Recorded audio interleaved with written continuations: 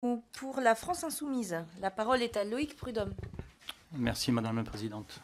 Monsieur Pépi, Monsieur Janté, le 15 janvier, je visitais la gare de triage d'Ourcade à Bègles. Le vacarme y était assourdissant.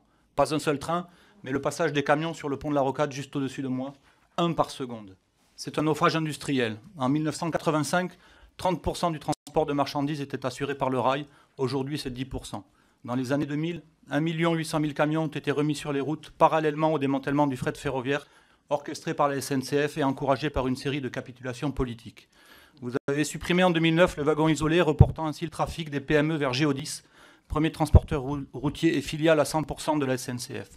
Géodis, qui emploie des chauffeurs routiers venus de Roumanie, payés moins de 300 € bruts par mois. Vous organisez en interne la concurrence du rail.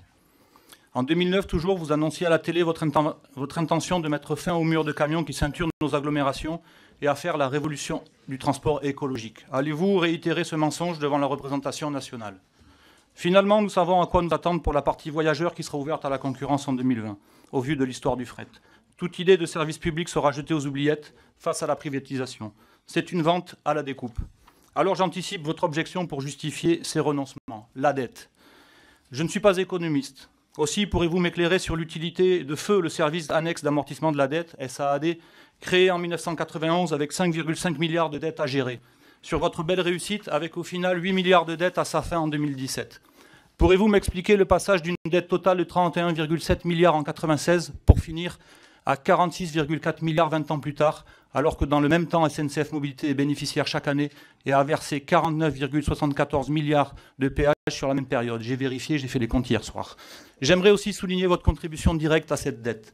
Je pense notamment à l'inauguration de la LGV Tours-Bordeaux, dont le coût se porte à 6 millions d'euros selon la police, 3 millions selon les organisateurs, avec le caviar au wagon-bar.